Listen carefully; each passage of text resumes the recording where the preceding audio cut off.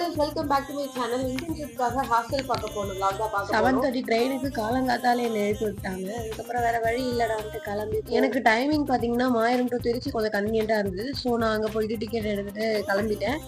ஒரு வழியாக ட்ரெயினை பிடிச்சி ஏறணும் எங்கள் அம்மா அவங்களோட வேலையை ஸ்டார்ட் பண்ணிட்டாங்க. அதுக்கப்புறம் கொஞ்ச நேரத்தில் திருச்சி ரீச் ஆகிட்டோம். அப்புறம் என் ஃப்ரெண்டும் அங்கே வரேன்னு சொல்லியிருந்தாளா, ஸோ அவளை பிக்கப் பண்ணிட்டு எல்லாரும் ஒரு ஆட்டோவில் ஏறி கும்பலாக போய் ஒரு ரூம் பார்த்தோம். அது செட் ஆகலை. ஸோ ரெண்டாவது ஒரு ரூம் பார்த்தோம். அது எங்களுக்கு ரொம்ப பிடிச்சிருந்தது. சரி அவங்களே ஓகே பண்ணி ஃபைனலி அதை ஹோல்ட் பண்ணிட்டோம். நல்லா இருந்துச்சு. நான் அதுக்கு போயிட்டு அவங்களோட எக்ஸ்பீரியன்ஸ் நான் ஷேர் பண்ணுறேன். தென் அதெல்லாம் முடிச்சு மதிய உணவை முடிக்கலாம் அப்படின்ட்டு ஒரு ஹோட்டல் போனோம். அது நேம் HR.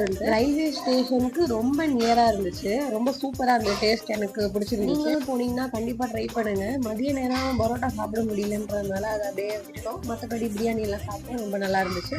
தென் அதுக்கப்புறம் திருப்பி ரிட்டன் ட்ரெயினை பிடிக்கிறதுக்கு போனோம். எல்லாம் எடுத்துகிட்டு வந்த கொடையில எங்கள் அம்மாக்கள் வந்து கொடை எடுத்துகிட்டு போயிட்டாங்க. எங்களுக்கு என்ன வெயிலில் டேன் ஆகிறவங்கண்டான்ட்டு பேசிட்டு வந்துட்டே இருந்தோம். அதுக்கப்புறம் ஒரு வழியாக கிட்டத்தட்ட ரீச் ஆயாச்சு. அப்புறம் போயிட்டு ஃபோட்டோ எடுக்கிறது, அங்கே ஒரு கீ செயின் ஹோல்டர் நல்லா இருந்துச்சு. ஸோ அதெல்லாம் வாங்கிட்டு அப்படியே வந்தவங்க இந்த ஸ்டெப்ஸ்லாம் நல்லா இருந்துச்சு. அதை அப்படியே லைட்டாக கவர் பண்ணேன்.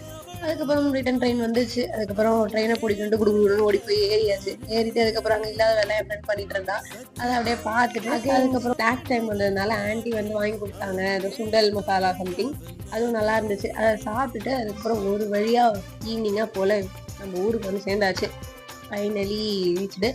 இதுக்கப்புறம் ஹாஸ்டல் vlog, நான் போகிற vlog எல்லாமே வந்து அப்லோட் ஆகும். ஸோ கண்டிப்பாக வெயிட் அண்ட் வாட்ச்.